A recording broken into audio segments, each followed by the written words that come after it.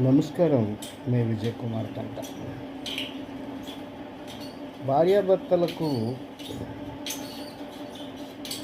తమ పిల్లల మీద ఎంత హక్కులు ఉంటాయో వాళ్ళకు కూడా అవే హక్కులు ఉంటాయి.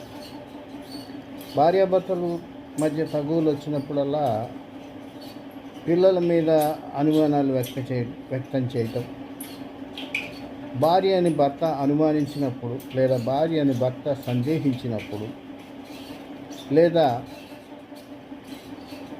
భార్య భర్తను సందేశించినప్పుడు వచ్చేటటువంటి కీలక సమస్యలు ఏంటంటే, ఆమె వీడియో ఎక్కడికి వెళ్ళి కక్కేస్తారు, చెవిలో గుసగుసలాడేస్తారు, వాళ్ళు ఏదో చెప్తారు, దాన్ని బట్టి కొత్త క్యాలిక్యులేషన్స్ వేసుకుంటారు. అదిగో మాకు ఇద్దరు పిల్లలు పుడితే ఒకడు తెల్లగా ఉన్నాడు, ఒకడు ఎర్రగా ఉన్నాడు, ఒకడు ఎత్తుగా ఉన్నాడు, 6 అడుగులు ఉన్నాడు, ఒకడేమో 5 అడుగుల 8 అంగుళాలు ఉన్నాడు, ఒకడు అందంగా ఉన్నాడు, ఒకడు అందవిహీనంగా ఉన్నాడు. ఎందుకున్నాడు ఇలాగా? దీంట్లో ఏదైనా తేడా ఉందా? వీళ్ళు మా బాబు పోలికలు కనపట్లేదు, లేకపోతే వీళ్ళు మా అమ్మ పోలికలు కనపట్లేదు. ఇలాంటి సందేహాలు ఇటీవల కాలంలో ఎక్కువైపోతుంది.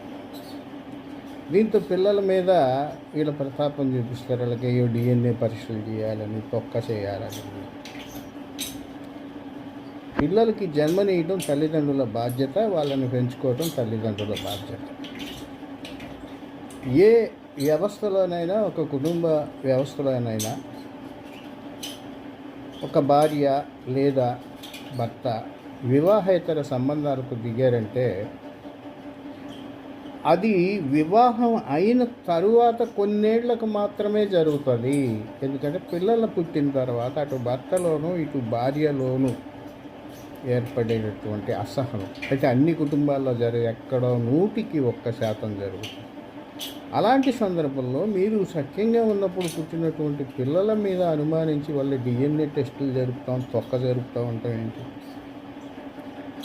ఏపీ హైకోర్టు ఇలాంటి ఒక కేసు విషయంలో చాలా గట్టి మందలింపించింది. ఈ రకమైన పరీక్షలు జరపాలనుకోవటం ఒక దుర్మార్గం అయింది. ఇటువంటి కేసులు మేము విచారించమని తిరస్కరించి ఒక భర్తకి 3,000 రూపాయల జరిమానా విధించింది. ఈ జరిమానాలు ఎక్కువగా ఉండాలి. అంచేత వ్యవస్థలో ఇలాంటి వ్యక్తులు తమ పిల్లల్ని బాధ పెట్టకూడదు.